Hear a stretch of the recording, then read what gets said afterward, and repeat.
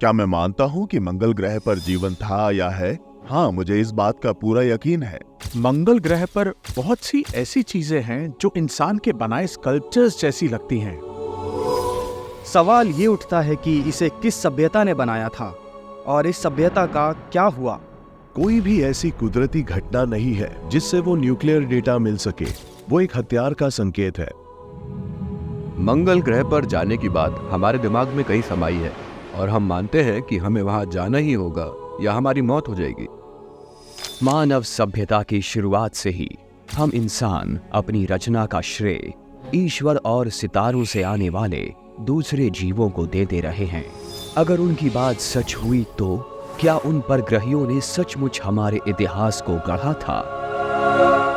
और अगर ऐसा था तो क्या नए सबूत हमें मंगल ग्रह जाने पर मिल जाएंगे? वो कौन थे? वो कहां से आए थे? वो अपने पीछे क्या छोड़ गए? वो कहां चले गए? क्या वो लौट कर आएंगे? साइंस डॉक्यूमेंट्स मिस्ट्रीज पेश करता है डेस्टिनेशन मार्स। हम लॉन्च के लिए तैयार हैं। ठीक है, लॉन्च करो। पृथ्वी साल 2026। 5, 4, 3, 2, 1। इग्निशन। हमने लिफ्ट ऑफ कर लिया है। 4 सिविलियन अंतरिक्ष यात्री उस लाल ग्रह का 150 दिनों का सफर शुरू करेंगे। वेलोसिटी करीब 23,978 किलोमीटर प्रति घंटा। वो सफर उन्हें अंतरिक्ष में उस जगह तक ले जाएगा जहां आज तक इंसान कभी नहीं पहुंच पाया। करीब 20 करोड़ किलोमीटर दूर, चांद की दूरी से करीब 200 गुना ज्यादा दूर। हम बहुत तेज वेलोसिटी पर पृथ्वी से जाते हैं और हमारा स्पेसक्राफ्ट पृथ्वी से निकलकर चांद को पार करके निकल जाता है, सूरज से दूर चला जाता है। मगर पहुंचने के लिए वो दूरी शायद ज्यादा फिक्र की बात नहीं है। सिर्फ 5 महीने में वहां पहुंच सकते हैं। इतना तो हम सह सकते हैं। असली समस्या है वापस लौटना। उनकी रफ्तार इतनी तेज होती है कि वो स्टील की 3 इंच मोटी परत को भी पार कर सकते हैं। इसलिए रॉकेट को इस तरह से बनाना जरूरी है कि उसमें बैठे इंसान महफूज रहें। ये कोई आसान सफर नहीं होगा। इस सफर के दौरान कई तरह के हादसे हो सकते हैं। मैं इसकी तुलना उन एक्सप्लोरर से करना चाहूंगा जो पहली बार समंदर में गए थे। उनका सफर बहुत ही मुश्किल और खतरनाक था, मगर उन्होंने उसे पूरा किया। मैं मानता हूं कि मंगल ग्रह भी हमारे लिए अंतरिक्ष की खोज में पहली कोशिश साबित हो सकता है। मैं बचपन से ही अंतरिक्ष की दीवानी रही हूँ। मैं बस एक ही काम करना चाहती थी, खोज। मैं बस वहां जाकर जानना चाहती थी कि वहां है क्या। और फिर जब मार्स 1 के बारे में सुना तो ऐसा लगा जैसे मेरी मुराद पूरी होने वाली है। मानव सभ्यता के लिए अपनी जान देने का इससे अच्छा मौका और भला क्या हो सकता था। हमारी प्रजाति ही खोज करने वालों की प्रजाति है। मैं तो यही मानता हूं कि हम बार बार उसकी खोज इसलिए करना चाहते हैं क्योंकि हम वहीं से आए हैं। पृथ्वी पर कोई और ऐसा जीव नहीं है जो अंतरिक्ष, सितारों या उस तरह की दूसरी चीज़ों का इस कदर दीवाना हो। अब हमारा अगला कदम है मंगल ग्रह पर बस्ती बसाना। बहुत से लोग इसकी वजह ये मानते हैं कि हम खुद भी मंगल ग्रह से ही आए थे, इसीलिए हम वहां जाएंगे। तो नासा का कहना है कि मंगल ग्रह पर बस्ती बसाने का काम इंसानों के साथ नहीं बल्कि रोबोट्स के साथ शुरू किया जाएगा और उन्हें वहां पहले भेजा जाएगा ताकि वो वहां रहने लायक घर, रोवर्स और लाइफ सपोर्ट यूनिट्स बनाएं। उसके बाद खाने पीने की और दूसरी चीजें भी भेजी जाएंगी और फिर इंसान जाएंगे जो मंगल ग्रह पर नई जिंदगी शुरू करने को तैयार होंगे। मंगल ग्रह का एनवायरनमेंट पृथ्वी से बिल्कुल अलग है। वहाँ पर पृथ्वी के गुरुत्वाकर्षण का करीब 38% भाग ही है। वहाँ पर रोज रोज तापमान में भी बहुत बड़ा बदलाव आता है। मिसाल के तौर पर अगर आप इक्वेटर के पास हो तो गर्मियों में वहाँ का तापमान 21 डिग्री सेल्सियस तक होता है, लेकिन रात को तापमान -73 डिग्री सेल्सियस तक पहुँच जाता है। वहाँ कई और भी चीजें हैं जो हमें परेशान कर सकती हैं, जैसे रेडिएशन और धूल की आंधी। वहाँ का वायुमंडल बहुत ही पतला है। पृथ्वी के वायुमंडल के करीब 1% जितना वहाँ सांस लेने लायक ऑक्सीजन भी नहीं है और रेडिएशन भी बहुत ज्यादा है। ऐसे में वहाँ जाने वाले एस्ट्रोनॉट्स को कई मुश्किलों का सामना करना पड़ेगा। मंगल ग्रह का एक दिन भी करीब करीब पृथ्वी जितना ही होता है, 24 घंटे 39 मिनट का। मतलब वो पृथ्वी के दिन से थोड़ा लंबा ही होता है। मगर मंगल ग्रह का साल पृथ्वी के 2 साल के बराबर होता है, क्योंकि मंगल ग्रह की कक्षा पृथ्वी की कक्षा की करीब दोगुनी है। दिन रात के चक्र और हल्के वायुमंडल की वजह से सिर्फ मंगल ही पृथ्वी के करीब का एक ऐसा ग्रह है जहां सूरज की रोशनी में बड़े बड़े ग्रीन हाउसेस का इस्तेमाल किया जा सकता है। उनके अंदर वहां रहने वाले लोग उस ठंडे और बंजर ग्रह पर अपने लिए खाने की चीजें उपजा सकते हैं। जाहिर है कोई इस बात का इंतजार तो नहीं कर सकता कि वहाँ हर 2 साल पर पृथ्वी से खाने की चीजों का पार्सल जाए। उन्हें खाने की चीजें खुद ही उगानी पड़ेंगी। बहुत से लोग सोचते हैं कि ये कौन सा मुश्किल काम है, साथ में कुछ आलू और पत्ता गोभी लो और चले जाओ। मंगल ग्रह पर खेती कर सकते हैं, मगर एरिजोना स्टेट यूनिवर्सिटी में की गई एक रिसर्च बताती है कि जब हम अंतरिक्ष में माइक्रो ऑर्गेनिजम्स भेजते हैं तो वहाँ उनका व्यवहार बदल जाता है। उन्हें वो जगह रास नहीं आती। पिछले 20 साल में मंगल ग्रह पर खाने की चीजें कैसे उपजा सकते हैं, इस विषय पर सैकड़ों पीएचडी थीसिस तो लिखी जा चुकी हैं। और कुछ साल पहले हॉलैंड में एक बड़ा दिलचस्प एक्सपेरिमेंट किया गया, जिसमें नासा ने डच लोगों को ऐसी मिट्टी दी जो काफी हद तक मंगल ग्रह की मिट्टी जैसी ही थी। उन्होंने उस मिट्टी में तरह तरह की सब्जियों के 4200 बीज रोपे और हर बीज अंकुरित हुआ। हाँ, कुछ सब्जियां दूसरों से ज्यादा बेहतर थी, जैसे कि गाजर बहुत अच्छी तरह से उगी। अब इस बात में कोई शक नहीं है कि हम मंगल पर खाने की चीजें उपजा सकते हैं, मगर इस बात में सैकड़ों साल लग जाएंगे कि हम सिर्फ मंगल ग्रह पर उपजी चीजों के सहारे वहां रह सकेंगे। उसका बस एक ही तरीका है, उस ग्रह को टेराफॉर्म करना, यानी उसे पृथ्वी के जैसा बनाना, ताकि हम उसकी सतह पर ही फसल उगा सकें। हाल ही के वर्षों में वैज्ञानिकों ने मंगल को टेराफॉर्म करने के कई तरीके बताए हैं, जिनसे वो भी पृथ्वी जैसा बन जाएगा। सबसे ज्यादा जोर है वहां के ध्रुवों की बर्फ पिघलाने पर, ताकि उससे कार्बन डाइऑक्साइड निकले, जिससे वायुमंडल भी भरेगा। अगर हम मंगल के ध्रुवों को गर्म कर दें तो उससे वहां का तापमान काफी बढ़ जाएगा और तब मंगल पर पानी भी बहने लगेगा, खासकर इक्वेटर के आसपास। और फिर वो पानी खुद ही वायुमंडल में जाएगा और एक और ग्रीन हाउस गैस बनेगी। हम मंगल को गर्म करेंगे और उसके बाद हम उसके सतह पर खेती कर सकते हैं, मगर वो अभी बहुत दूर की कौड़ी है। इन सब में कम से कम 300 साल लगेंगे। नासा के साथ साथ अब प्राइवेट सेक्टर भी इस मिशन पर काम करने लगा है। तो अब मंगल की धरती पर इंसान का पहुंचना साइंस फिक्शन की बात नहीं रह गई है। लेकिन क्या हम उस ग्रह को टेराफॉर्म करके वहां स्थायी निवास बना सकते हैं? और अगर हम ऐसा करेंगे तो क्यों? आखिर मंगल पर ऐसा क्या है जो हमें बार बार वहां जाने को उकसाता है? मजेदार बात यह है कि पृथ्वी के हालात भी आज से 400 करोड़ साल पहले आज जैसे नहीं थे। मंगल ग्रह की तरह पृथ्वी भी रहने लायक जगह नहीं थी और यहां भी वायुमंडल नहीं था। एंशिएंट एस्ट्रोनॉट थियरिस्ट मानते हैं कि टेराफॉर्म की बदौलत ही पृथ्वी पर जीवन शुरू हो सका, और सबूत के तौर पर वो सृष्टि की शुरुआती कहानियों की मिसाल देते हैं। जब हम सृष्टि की रचना से जुड़ी कहानियां पढ़ते हैं तो एक बात करीब करीब हर कहानी में मिलती है कि देवता पृथ्वी पर एक स्टेबल एनवायरनमेंट बनाना चाहते थे। जेनेसिस की कहानी में पृथ्वी की स्टेप बाय स्टेप टेराफॉर्मिंग के बारे में बताया गया है। पहले दिन ईश्वर या देवताओं ने ब्रह्मांड की रचना की। दूसरे दिन उन्होंने फर्मामेंट बनाया, जिसे डोम कहा गया है, और ये पृथ्वी और जन्नत को अलग करने वाली सरहद थी। इसके बाद पेड़ पौधे और जीव आए और फिर आखिरी में इंसान बने। देखिए, मैं तो यही मानता हूँ कि ये बात भी परग्रहियों के पृथ्वी पर आने जैसी ही है। मैं मानता हूँ कि ईश्वर है, इसमें कोई शक नहीं कि एक सर्वोच्च शक्ति है, मगर इस बात से भी इनकार नहीं किया जा सकता कि दूसरे ग्रह के जीव पृथ्वी पर आए और हमारी रचना की, और शायद उन्होंने ही पृथ्वी को इस लायक भी बनाया कि यहाँ जीव रह सके, और अब हम मंगल ग्रह पर यही करना चाहते हैं। हम आज मंगल ग्रह पर जो कुछ करने की सोच रहे हैं वही सब शायद परग्रहियों ने तब किया था जब वो पृथ्वी पर आए थे। हम उस ग्रह की टेराफॉर्मिंग करने वाले हैं, एक बेहतर वायुमंडल बनाना चाहते हैं, बर्फ को पिघलाकर नदियां और झील बनाना चाहते हैं, और फिर शायद जीवों को जेनेटिकली मैनिपुलेट भी करें ताकि वो उस ग्रह पर सरवाइव कर सकें। हो सकता है कि परग्रही ही इंसानों को इस बात का निर्देश दे रहे हो कि वो मंगल पर जाकर उस लाल ग्रह को बसाएं।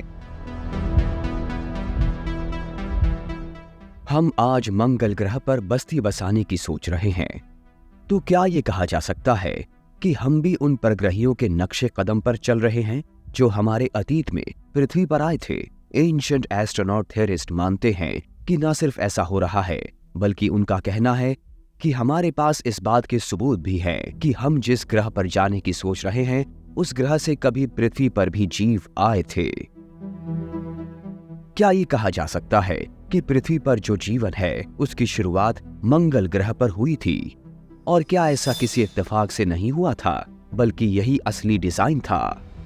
अगर ये बात है तो फिर मंगल ग्रह पर रहने वाले जीवों का क्या हुआ? शायद इससे जुड़े कुछ सुराग हमें उस पुख्ता सबूत से मिल सके जो गवाह है महाविनाश के हथियारों का। 10 मार्च 2006 मार्स रिकॉनेसेंस ऑर्बिटर अपनी मंजिल पर पहुंचा और मंगल की सतह से करीब 298 किलोमीटर ऊपर चक्कर लगाने लगा। उसने करीब 40,000 बार उस ग्रह का चक्कर लगाया और वहां से 264 टेराबाइट डेटा और 2 लाख तस्वीरें पृथ्वी पर मौजूद रिसर्चर्स के पास भेजी। 28 सितंबर 2015 को नासा के वैज्ञानिकों ने ऐलान किया कि उन्हें ऑर्बिटर से जो तस्वीरें मिली हैं उनसे उनका ये अंदाजा बिल्कुल सही साबित हो गया है कि मंगल ग्रह पर पानी है। ऑर्बिटर से ली गई तस्वीरों में ऐसे निशान दिख रहे हैं जो साल भर बहने वाले पानी के बहाव के थे, वैसे ही जैसे पृथ्वी पर बरसाती नदियों के होते हैं। एस्ट्रोबायोलॉजिस्ट्स के लिए ये एक तरह की चेतावनी थी। अगर मंगल ग्रह पर सतह के नीचे बहता पानी है और हम जानते हैं कि वहाँ के सारे केमिकल स्ट्रक्चर्स भी वैसे ही है जैसे पृथ्वी के हैं, तो वहाँ जीवन संभव है। और अगर वो सब वहाँ है तो इसका मतलब है कि कभी मंगल ग्रह पर भी जीवन था। सबके मन में सबसे बड़ा सवाल यही है कि क्या मंगल ग्रह पर जीवन को सहारा देने वाले तत्व हैं? मैं तो मानता हूँ कि हाँ है। जरूरी नहीं है कि किसी तालाब में ही तरल पानी हो तभी उसमें माइक्रोब्स जी सकते हैं। पृथ्वी पर भी बहुत से ऐसे माइक्रो ऑर्गेनिजम्स हैं जो मंगल ग्रह जैसे हालात में रहते हैं। तो क्या मैं मानता हूँ कि मंगल ग्रह पर जीवन था या है? तो हाँ, मुझे पूरा यकीन है। 1996 में एंटार्क्टिका के एलन हिल के बर्फ के मैदानों से मिली मंगल ग्रह की एक मीटेओराइट का अध्ययन कर रहे नासा के रिसर्चर्स ने बताया कि उन्होंने एक बड़ी चौंकाने वाली खोज की है कि उन्हें मंगल ग्रह पर सूक्ष्म जीवों के होने के सबूत मिले हैं। मगर हैरानी की बात यह थी कि जैसे ही यह खबर दुनिया भर में सुर्खियों में छाई, वो अपने इस दावे से मुकर गए। करीब 10 साल बाद वैज्ञानिकों ने फिर से उस मीटेओराइट की जांच की और बताया कि उसमें वाकई कुछ जीव तत्व हैं और उन्हें बैक्टीरियल फॉसिल्स के सबूत मिले हैं। मीटेओराइट से इस बात के पुख्ता सबूत मिल चुके हैं कि शुरुआती मंगल ग्रह पर माइक्रोबियन लाइफ थी। ये बात हैरान करने वाली है। मंगल के कुछ ही मीटेओराइट्स पर जीवन के संकेत नहीं मिले हैं, बल्कि करीब करीब हर एक पर मिले हैं। मंगल की मीटेओराइट पर मिले सूक्ष्म जीवों के प्रमाण अपने आप में बहुत बड़ी खोज थी। मगर 2013 में जियोकेमिस्ट स्टीवन बैनर ने कुछ ऐसी खोजों की बात की और दावा किया कि ये मीटेओराइट्स जिस बात की ओर इशारा कर रही हैं, वो इससे कहीं ज्यादा चौंकाने वाली बात है कि कभी मंगल पर जीवन था। बैनर इस नतीजे पर तब पहुंचे थे जब उन्हें जीवन के जन्म के लिए जरूरी वो तत्व मिले जो पृथ्वी पर नहीं थे, और वो शायद उस लाल ग्रह की सतह पर ही थे। मैं तो हमेशा से यही मानता रहा हूँ कि मंगल ग्रह जीवन के लिए ज्यादा बेहतर जगह है। स्टीव बैनर ने हाल ही में ये कहकर इस बात को बल दे दिया है कि मंगल पर जीवों का जन्म हुआ था, क्योंकि वहाँ कुछ ऐसे एलिमेंट्स थे जो ऑर्गेनिक केमिस्ट्री के लिए बेहद जरूरी माने जाते हैं, जैसे कि बोरोन और मोलिब्डेनम, जो पृथ्वी के मुकाबले मंगल पर ज्यादा बड़ी मात्रा में थे। हम कह सकते हैं कि पृथ्वी पर जो जीवन है उसकी शुरुआत मंगल पर ही हुई थी, और हम सभी मार्शियंस के वंशज हैं। पृथ्वी पर जीवन के बीज मंगल पर बोए गए थे। क्या हम वाकई मंगल ग्रह के निवासी हैं?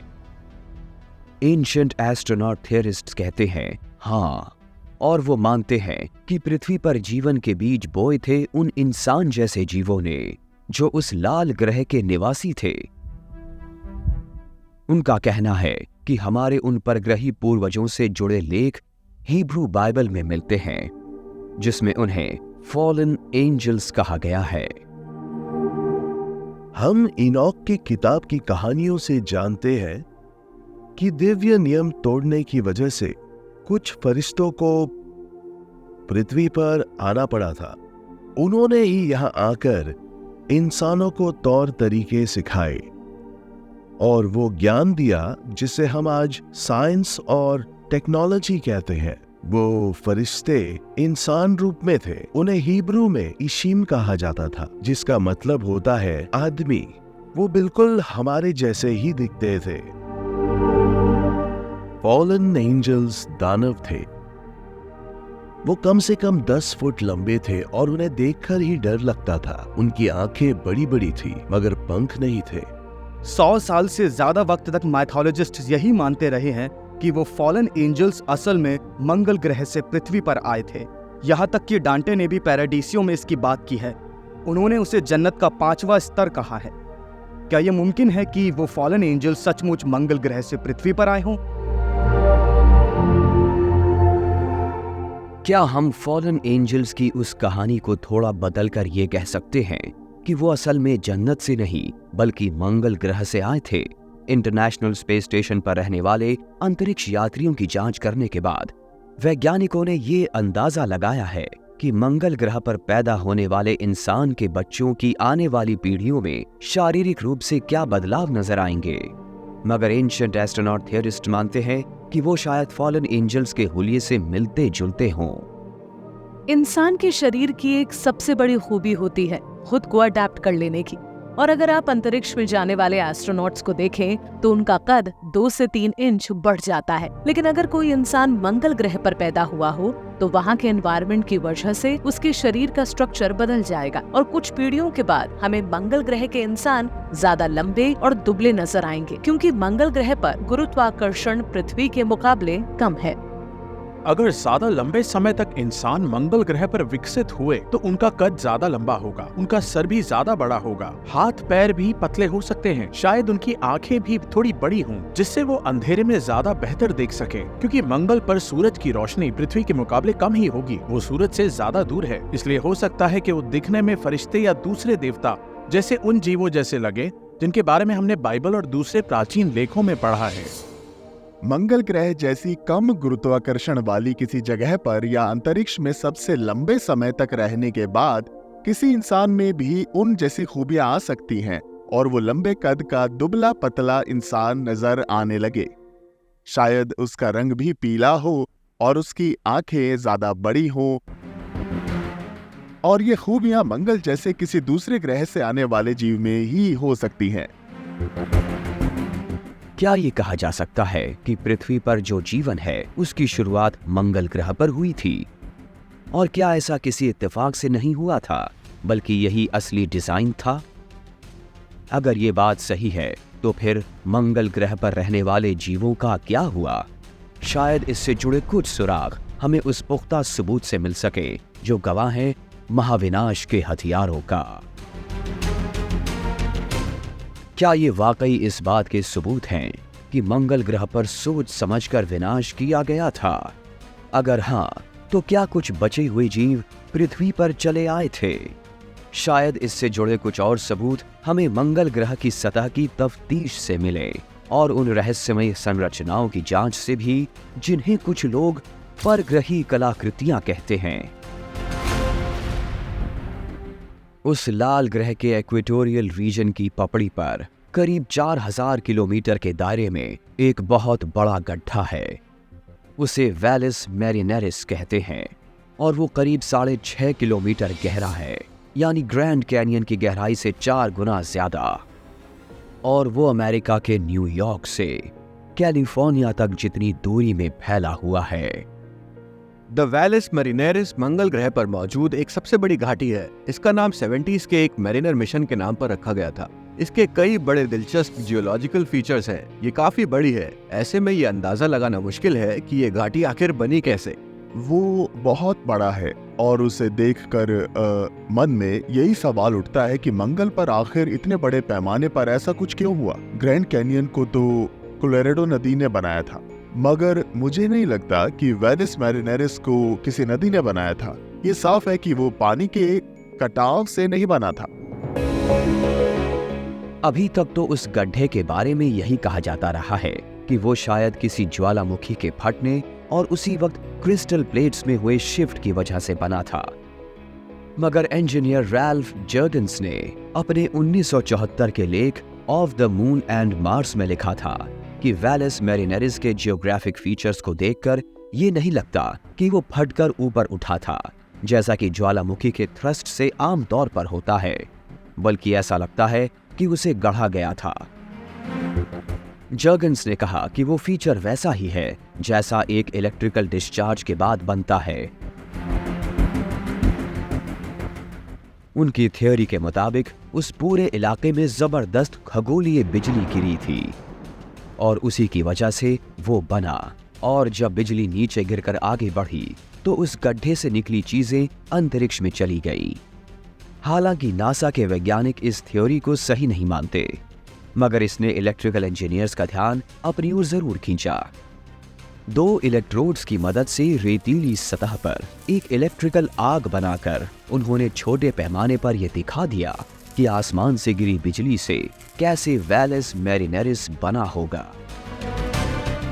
इस तरह की चीज किसी ज्वालामुखी के फटने या भूकंप आने या फिर किसी और कुदरती घटना से नहीं होती है। ये अपने आप में उनका ही इलेक्ट्रिक डिस्चार्ज जैसा है जो हमने किया है। लेकिन क्या खगोलीय बिजली गिरने भर से मंगल पर इतना बड़ा गड्ढा बना होगा? और अगर ऐसा हुआ था तो क्या वो कोई प्राकृतिक आपदा थी या कोई हमला? कड़कती बिजली जैसे कई प्राचीन उन्नत हथियारों से जुड़ी कई कहानियां हैं। उसकी चर्चा हमें नॉर्स, यूनानी और वैदिक संस्कृतियों में मिलती है।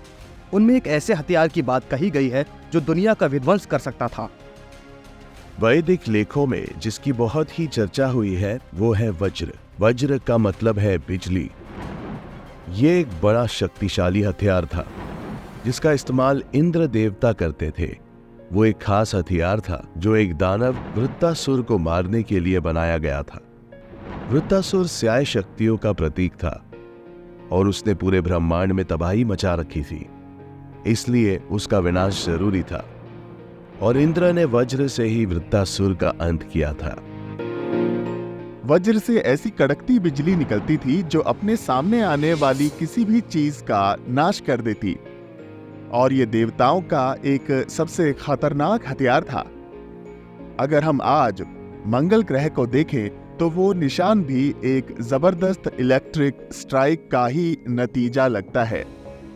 शायद इंद्र के वज्र से उस ग्रह पर वो घाटी बनी हो और उसके बाद मंगल ग्रह का रूप ही पूरी तरह से बदल गया हो।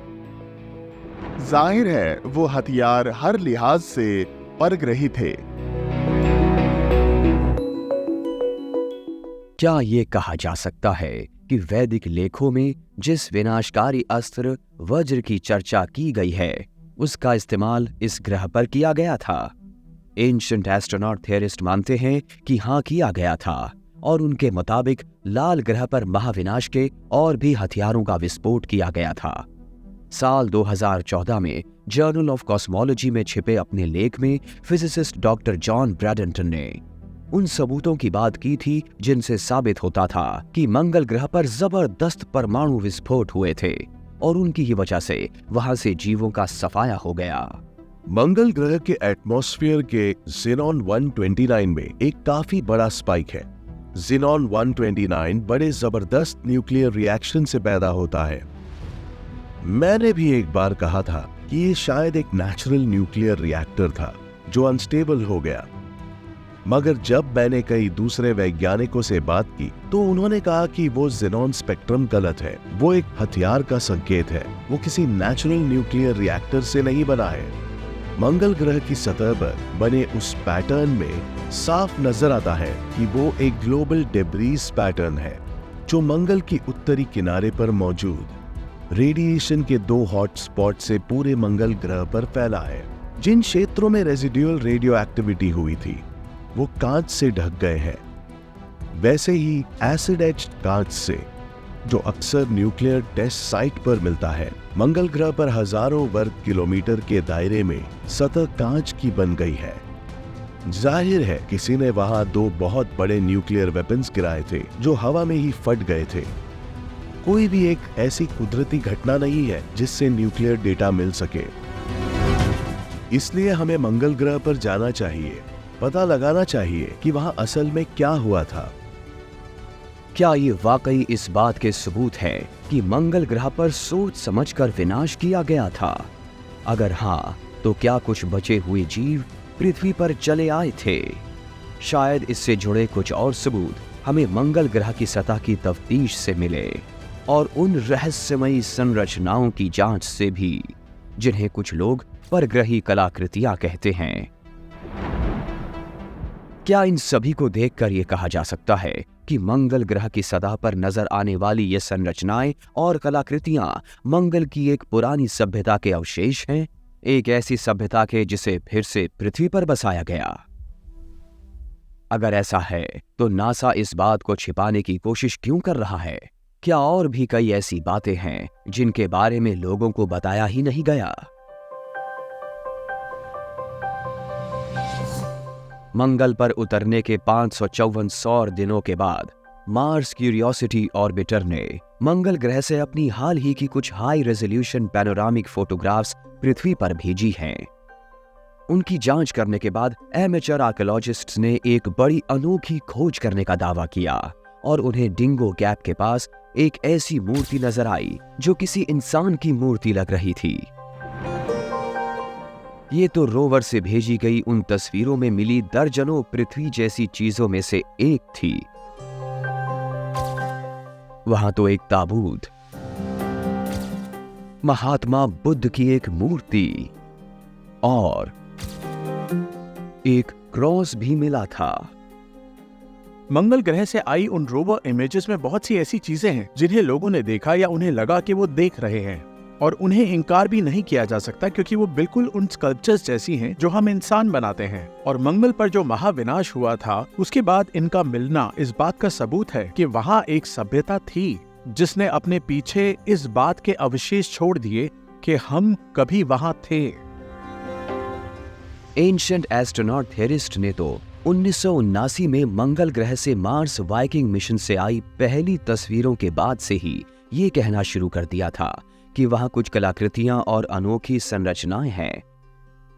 नासा के अधिकारी कहने लगे कि हम मंगल ग्रह पर इंसान की बनाई जिन चीजों की बात कर रहे हैं उनकी वजह पैराइडोलिया है, जिससे हमारा दिमाग एक जाने पहचाने पैटर्न की कल्पना करता है और इसी वजह से हम बादलों में आकृतियां देखते हैं। मगर कुछ इमेजिंग एक्सपर्ट्स मानते हैं कि ये सिर्फ नजरों का भ्रम भर ही नहीं है। जो वाइट पिछले 25 सालों से इमेज रिस्टोरेशन का काम कर रहे हैं, उनका दावा है कि उन्हें मंगल की सतह पर जो कलाकृतियां नजर आईं उन्हें बयान नहीं किया जा सकता।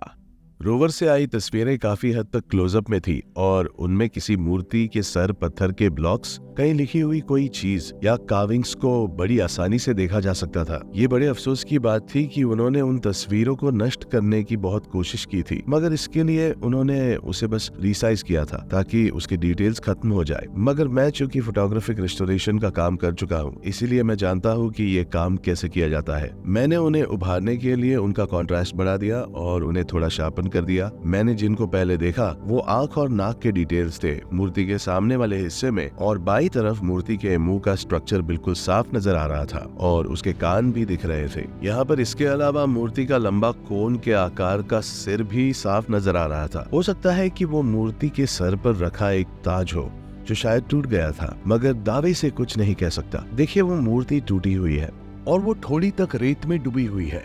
अगर ये बात साफ दिख रही थी कि इस तरह की कोई चीज हम मध्य या दक्षिण अमेरिका में मिलने की उम्मीद कर सकते हैं।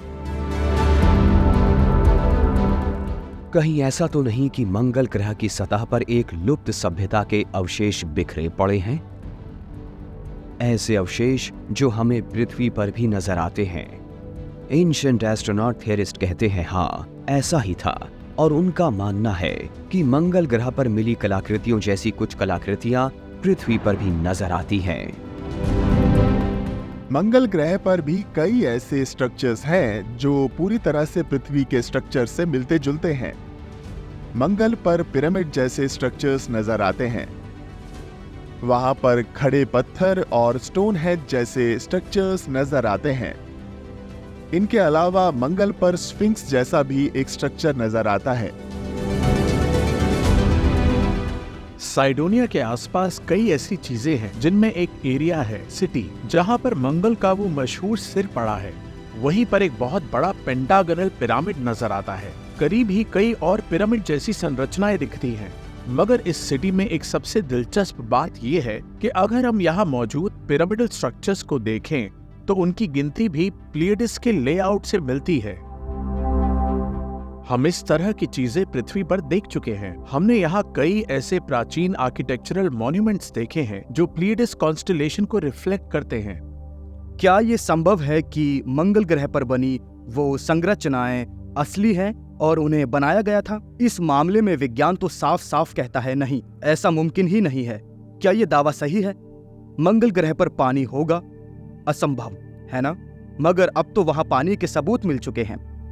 अब सवाल उठता है कि उसे किस सभ्यता ने बनाया था और उस सभ्यता का क्या हुआ। कुछ लोग तो ये भी कहते हैं कि वो मंगल ग्रह से भागकर पृथ्वी पर आ गए थे ताकि उनकी जान बची रहे। आज हम मंगल ग्रह पर भी वही अनोखे स्ट्रक्चर्स देख रहे हैं जो पृथ्वी पर देखते रहे हैं, और उन्हें देखकर यही लगता है कि क्या हमारे प्राचीन परग्रही पूर्वजों ने हमें वो मॉन्यूमेंट्स बनाना सिखाया था। इसका पता लगने के बाद शायद हम ये जान पाएं कि हमारी जड़ें तो मंगल ग्रह से ही जुड़ी हैं और हमने पृथ्वी पर भी वही किया है जो कभी मंगल ग्रह पर कर चुके थे। क्या इन सभी को देखकर ये कहा जा सकता है कि मंगल ग्रह की सतह पर नजर आने वाली ये संरचनाएं और कलाकृतियां मंगल की एक पुरानी सभ्यता के अवशेष हैं, एक ऐसी सभ्यता के जिसे फिर से पृथ्वी पर बसाया गया? अगर ऐसा है तो नासा इस बात को छुपाने की कोशिश क्यों कर रहा है? क्या और भी कई ऐसी बातें हैं जिनके बारे में लोगों को बताया ही नहीं गया? वर्नर वॉन ब्रॉन एक ऐसे जीनियस थे जिनकी बदौलत हम चांद तक पहुंच गए। क्या ये नहीं हो सकता कि उन्होंने गुपचुप तरीके से एक मिशन भेज दिया हो? और अगर ऐसा किया था तो उनका मकसद क्या था? $250 करोड़ का मार्स क्यूरियोसिटी आज तक का सबसे उन्नत रोवर है जो मंगल की सतह पर खोज करने गया है। उससे हमें न सिर्फ हाई रेजोल्यूशन फोटोग्राफ्स मिले हैं बल्कि वहां की मिट्टी और हवा के नमूने भी मिले हैं, और मंगल की सतह पर घूमते हुए वो कैमरों को अपनी तरफ मोड़ भी लेता है। ये एक ऐसी खूबी है जिसकी बदौलत नासा के इंजीनियर्स पृथ्वी से ही किसी भी समस्या को देख लेते हैं और उनका समाधान कर सकते हैं। कमाल की बात यह है कि अपने मिशन के 50 दिन पूरे करने के बाद रोवर ने एक बड़ी ही रहस्यमयी फोटो भेजी जिसमें कई रिसर्चर्स को रोवर पर काम करती एक इंसान जैसी आकृति का साया नजर आया। उसमें एक इंसान साफ साफ नजर आ रहा है और उसने हेलमेट भी नहीं पहना है। मगर उसने एक तरह का गियर और चश्मा जरूर पहन रखा था और इससे लोगों ने ये अंदाजा लगाया कि मंगल पर जो भी हो रहा है उसके बारे में नासा या मिलिट्री स्पेस प्रोग्राम के लोग पूरी बात नहीं बता रहे हैं।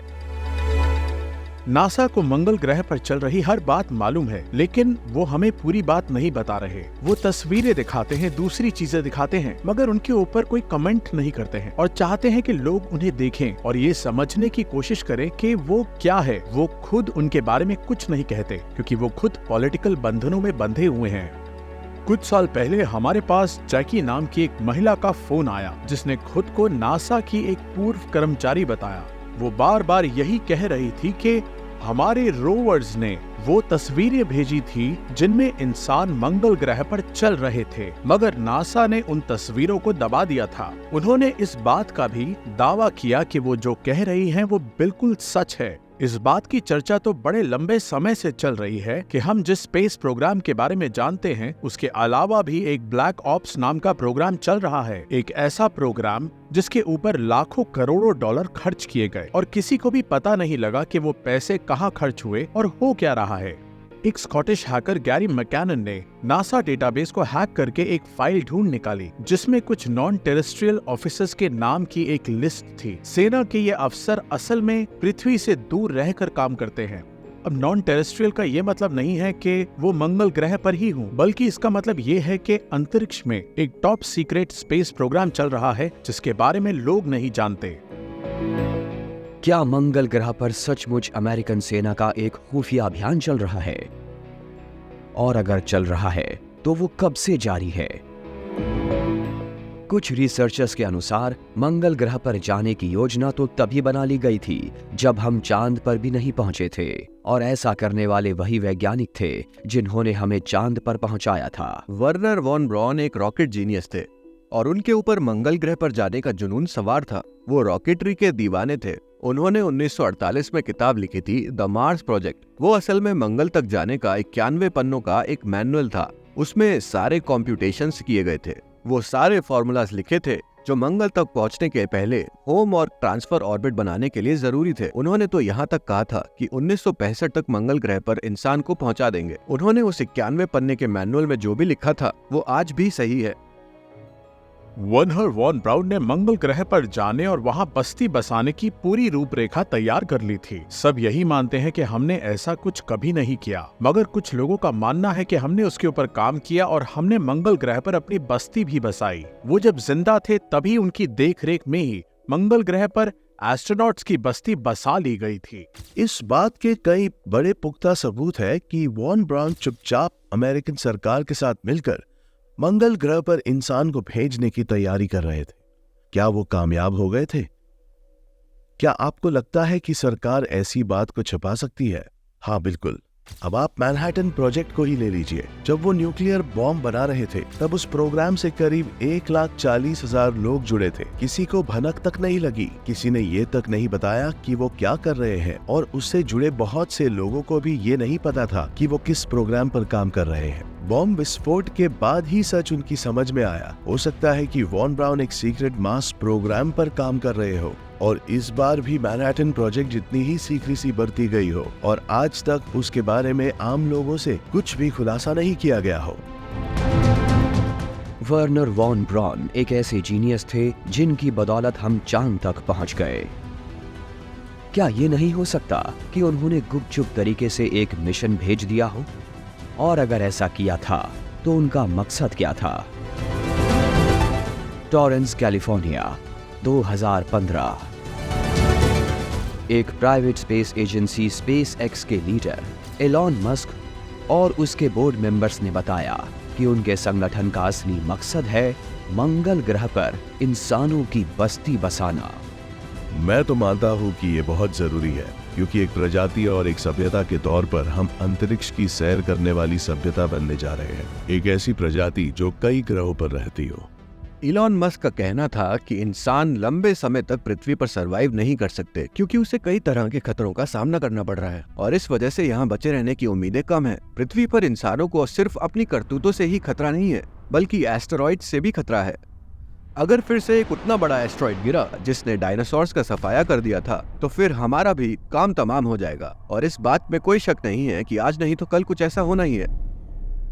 मंगल पर जाने की बात सर्वाइवल इंस्टिंक्ट है। हम उसके बारे में जानते हैं और हमारे दिमाग में कहीं ये बात बैठी है कि हमें वहां जाना होगा, वरना हम मारे जाएंगे।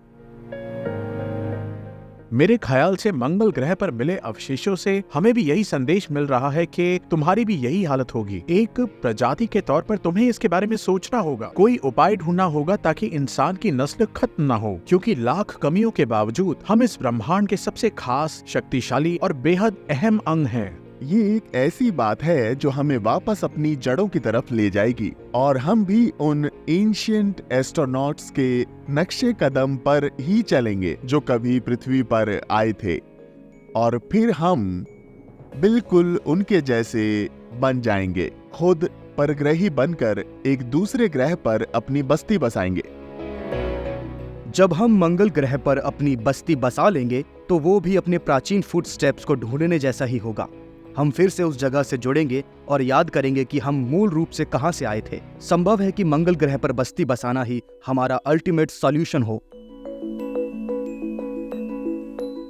मंगल ग्रह एक बड़ा ही लॉजिकल पॉइंट है, और अगर पृथ्वी पर जीना असंभव हो जाएगा तब अपनी प्रजाति के सर्वाइवल के लिए हम सिर्फ उसी ग्रह पर जा सकते हैं और कहीं नहीं, क्योंकि शायद हम वहीं से आए हैं।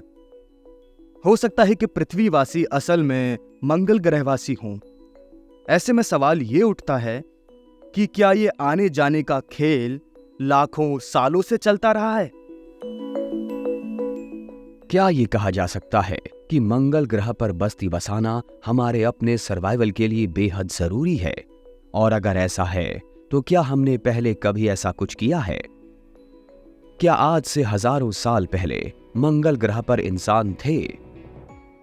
शायद हमें अपने परग्रही पूर्वजों की हकीकत का पता तभी लगेगा जब मंगल ग्रह पर हम खुद भी परग्रही बन जाएंगे। यदि आपने अभी तक हमारे चैनल को सब्सक्राइब नहीं किया है तो अभी क्लिक करके सब्सक्राइब करें ताकि आप हमारी आने वाली रोचक वीडियो से अपडेटेड रहें। धन्यवाद।